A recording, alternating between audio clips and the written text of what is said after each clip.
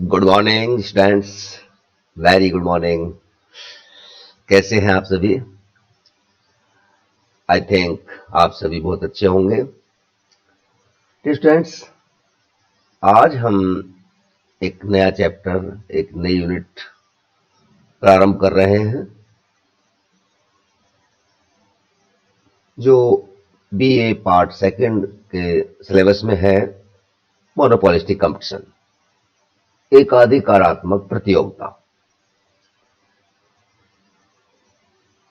अभी तक हम परफेक्ट कंपटीशन और मोनोपोली या पूर्ण प्रतियोगिता और एकाधिकार दोनों का अध्ययन कर चुके हैं। आज हम अध्ययन करेंगे मोनोपोलिस्टिक कंपटीशन। इसे हम एकाधिकारात्मक प्रतियोगिता कहते हैं। जी स्टूडेंट्स, मैं doctor Anuj Kumar, associate professor, government college Dholpur. चलो प्रारंभ करते हैं आज की वीडियो मोनोपोलिस्टिक कंपटीशन। इसको हम दो भागों में अध्ययन करेंगे। पहले पार्ट में आज हम प्रारंभ करते हैं एकाधिकारात्मक प्रतियोगिता। प्रारंभ में मार्केट की केवल दो ही फॉर्म प्रचलित थी, परफेक्ट कंपटीशन या पूर्ण प्रतियोगिता और एकाधिकार।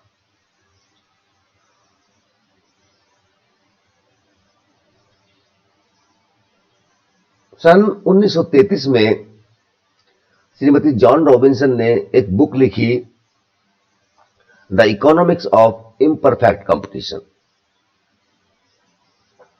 इसमें उन्होंने बताया कि जो मार्केट की प्रचलित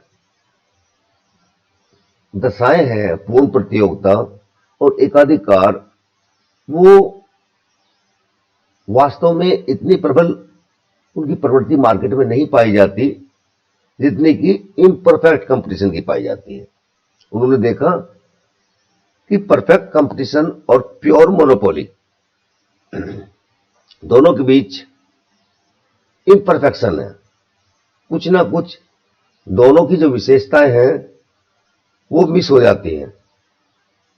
परफेक्ट कंपटीशन में जैसे कि हमने बहुत सारी विशेषता पूर्ण प्रतियोगिता की पढ़ी है, जैसे बाजार का पूर्ण ज्ञान हो, समरूप वस्तुएं हो, फर्म प्राइस टेकर हो, एक कीमत का प्रचलन हो। इनमें से कोई भी एक विशेषता यदि नहीं पाई जाती है तो मार्केट परफेक्ट न होकर इम्परफेक्ट हो जाता है। अर्थात श्रीमती जॉन रॉबिन्सन ने बताया कि मार्केट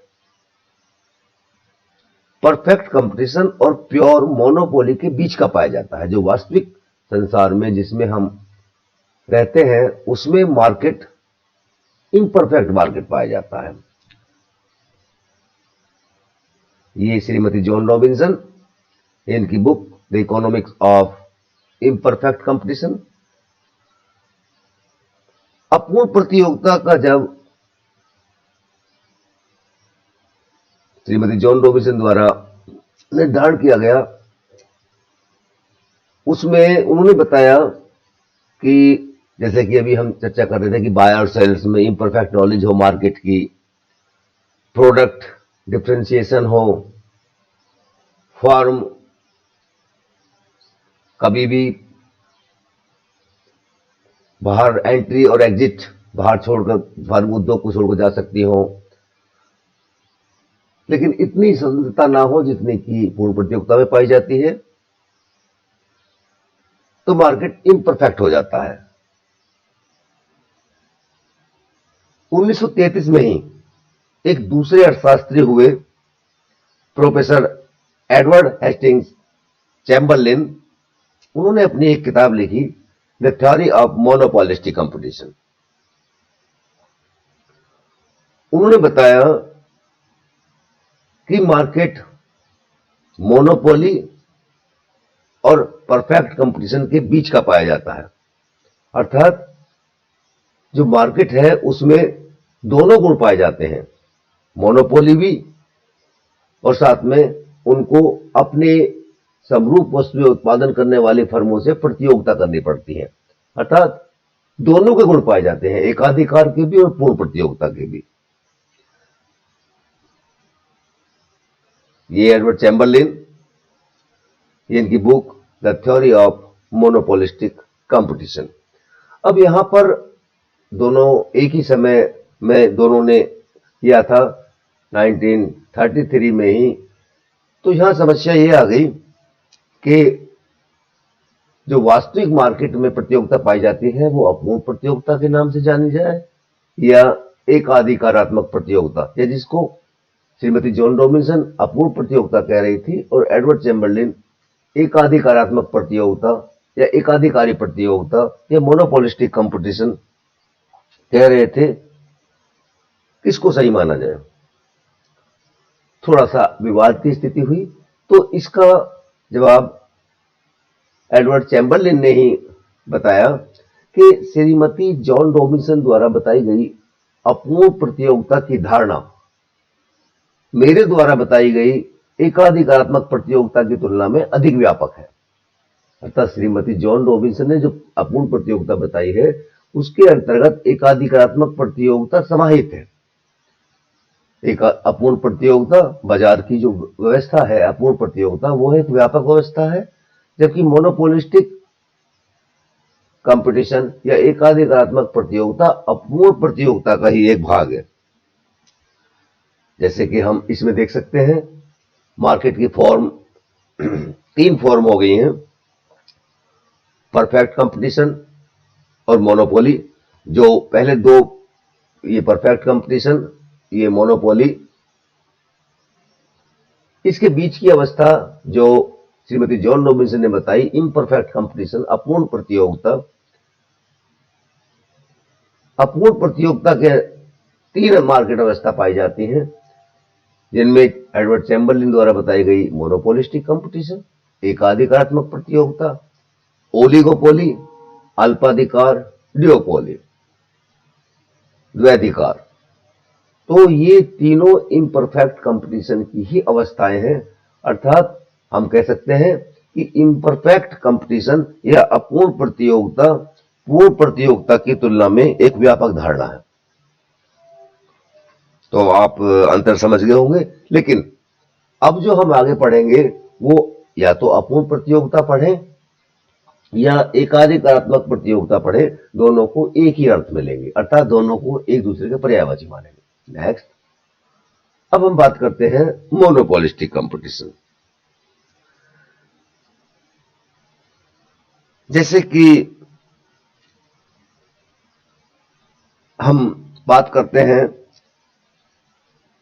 एकाधिकार प्रतियोगिता अपूर्ण प्रतियोगिता की एक मुख्य किस्म है, टाइप है, जो पूर्ण प्रतियोगिता के सर्वाधिक निकट होने पर भी वस्तु विभेद के कारण प्रत्येक उत्पादक या विक्रेता का वस्तु की पूर्ति व मूल्य पर प्रभावी नियंत्रण रहता है। अर्थात अपूर्ण प्रतियोगिता तथा एकाधिकार प्रतियोगिता में मूल्य उत्पादन में कोई विशेष अंतर नहीं होता है। एकाधिकारात्मक प्रतियोगिता जो चैम्बरलिन ने बताई थी उसके अनुसार सामान्यतः एकाधिकारात्मक प्रतियोगिता बाजार की उस स्थिति से लगाया जाता है जिसमें क्रेता विक्रेताओं की संख्या बहुत अधिक हो लेकिन पूर्ण प्रतिस्पर्धा के मुकाबले कम हो, वस्तु विभेद पाया जाता हो, अलग अर्थात समरूप वस्तुएं न पाई जाती हो, अलग अलग वस्तुएं पाई जाती हो, वस्तु की पूर्ति पर प्रभावी नियंत्रण होता है और मूल्यों को प्रभावित कर सकते हैं। सॉरी, क्रेता विक्रेताओं को बाजार का पूर्ण ज्ञान नहीं होता है।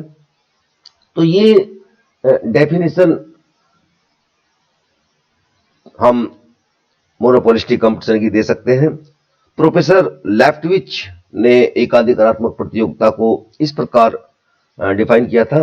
एकाधिकारात्मक प्रतियोगिता में एक विशेष किस्म की वस्तु के अनेक विक्रेता होते हैं तथा प्रत्येक विक्रेता की वस्तु किसी न किसी रूप में एक दूसरे से भिन्न होती है।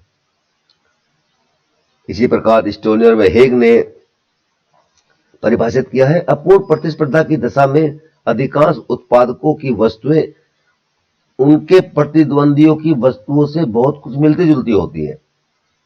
फलस्वरूप इन उत्पादकों को सदैव यह ध्यान रखना पड़ता है कि प्रतिद्वंदियों की क्रियाएं अनेक लाभ को कैसे प्रभावित करेंगी। अर्थात हम इस प्रकार से डिफाइन कर सकते हैं या परिभाषित कर सकते हैं कि एकाधिकारात्मक प्रतियोगिता बाजार की वह स्थिति है जिसमें क्रेता विक्रेताओं की संख्या बहुत अधिक नहीं होती है लेकिन अधिक होती है। उनके उत्पादों में वस्तु विभेद के कारण बाजार में मिलती जुलती वस्तुएं या स्थानापन्न वस्तुएं अलग अलग मूल्य वसूल किए जा सकते हैं। क्रेता विक्रेताओं में पूर्ण प्रतियोगिता के मुकाबले प्रतिस्पर्धा का स्तर कम होता है। तो ये डेफिनेशन हो गई मोनोपोलिस्टिक कंपटीशन की। इसमें जैसे कि इस प्रकार की मार्केट सिचुएशन में मोनोपोली एलिमेंट और कॉम्पिटिटिव एलिमेंट दोनों पाए जाते हैं।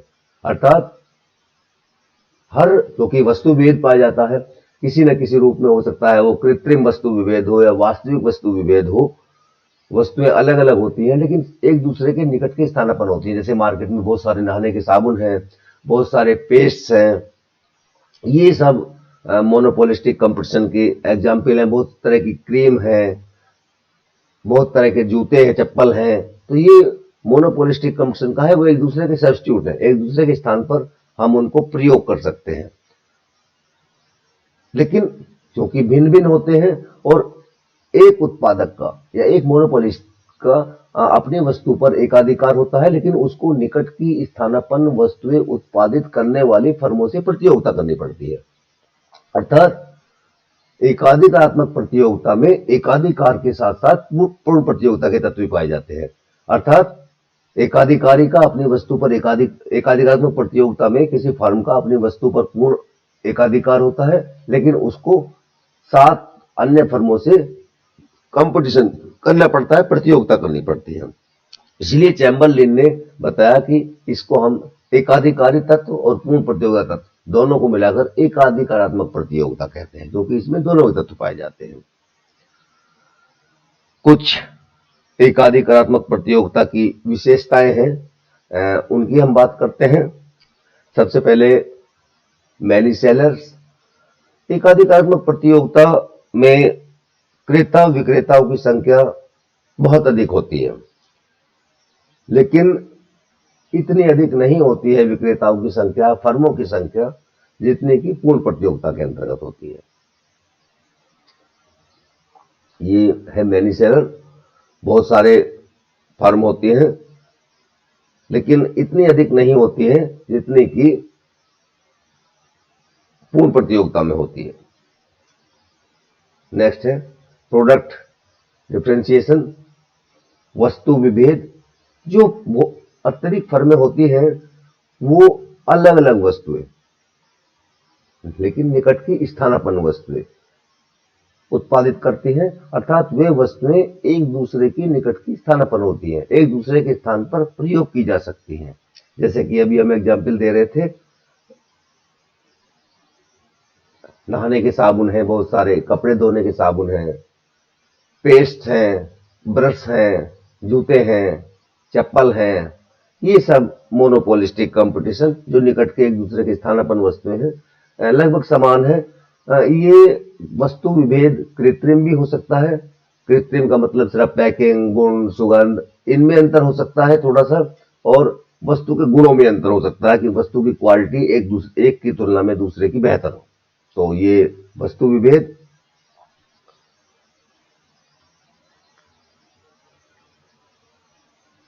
ये है मल्टीपल डायमेंशन ऑफ कंपटीशन।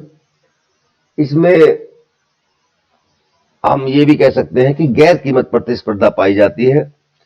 गैर कीमत प्रतिस्पर्धा का मतलब यह है कि फर्में अपने वस्तु की कीमत की प्रतियोगिता नहीं करते हैं कि कीमत को कम करके वस्तु की अधिक मात्रा बेची जाए या अधिक आगम प्राप्त किया जाए, कुल आगम अधिक प्राप्त किया जाए, बल्कि गैर कीमत प्रतियोगिता करते हैं।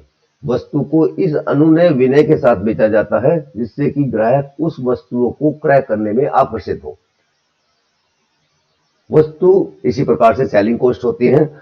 ये अगला हम ले लेते हैं। इस तो दोनों की मिली जुली है कि गैर कीमत प्रतियोगिता में सबसे महत्वपूर्ण चीज हम बताते हैं कि विक्रय लागतें, सेलिंग कॉस्ट जो होती है, एडवर्टीजमेंट, विज्ञापन के द्वारा उपभोक्ताओं के दिमाग में इस प्रकार की चीजें बताई जाती हैं कि हमारी वस्तु अन्य वस्तुओं की तुलना में श्रेष्ठ है। जैसे कि एक ही हम देखते हैं, लक्स का जो फिल्मी सितारे हैं वो उनका विज्ञापन करते हैं, तो ऐसा जो उपभोक्ता है या जो साबुन को यूज करने वाले हैं उनके दिमाग में ये बात की जाती है कि यदि आप लक्स इस्तेमाल करेंगे तो फिल्मी सितारों की तरह सुंदर हो जाएंगे। लेकिन ये ऐसा जरूरी नहीं है कि आप ऐसे सुंदर ही हो जाए।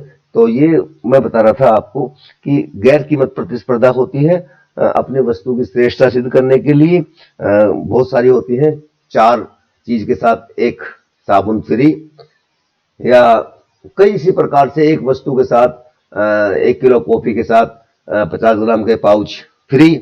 ये गैर कीमत प्रतिस्पर्धा के एग्जाम्पल है। और साथ साथ इसमें हम सेलिंग कॉस्ट, जो विक्रय लागतें हैं, या एग्जाम आपका एडवर्टीजमेंट वगैरह जो है उस पर अधिक किया जाता है।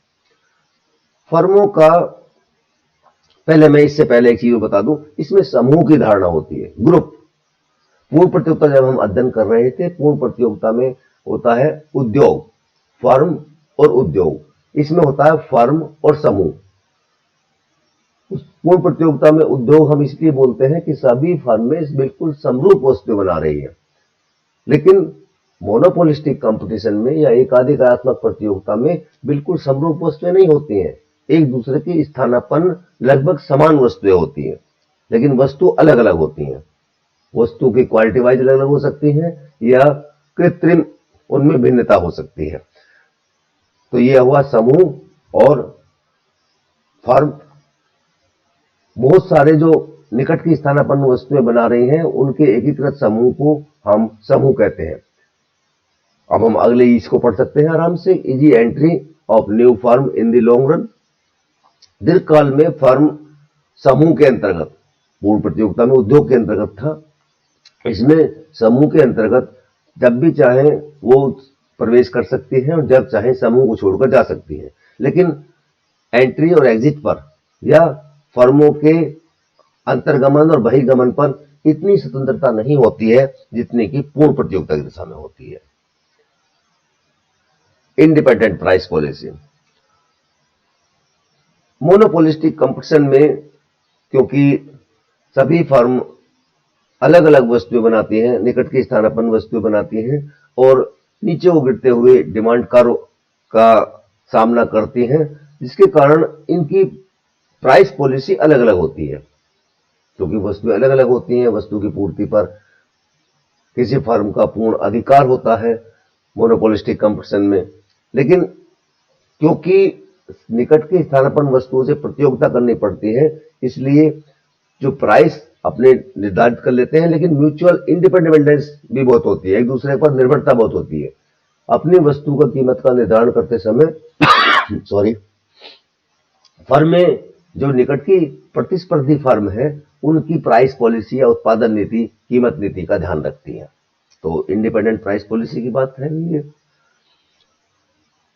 ये आपका साथ ही औसत आगम और सीमांत आगम वक्र गिरता हुआ होता है। एकाधिकारात्मक प्रतियोगिता में हम देख सकते हैं कि इसमें ये रेड कलर का जो है AR वक्र है, औसत आगम वक्र है, ये मांग वक्र है, और इसी के अनुरूप ये MR सीमांत आगम वक्र है।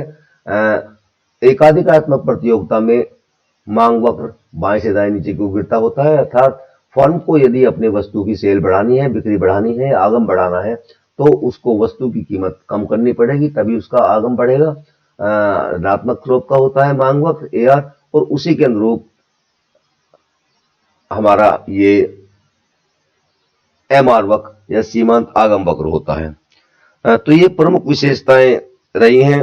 अर्थात मांग वक्र ऋणात्मक कम लोच का होता है थोड़ा सा, और ढालू होता है।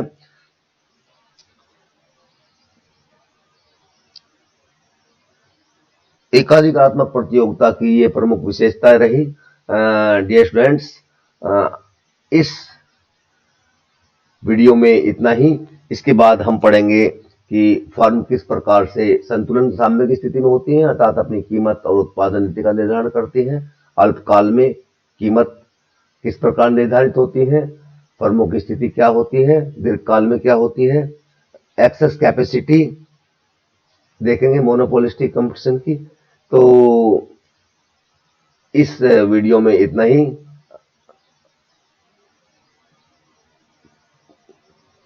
Thank you very much.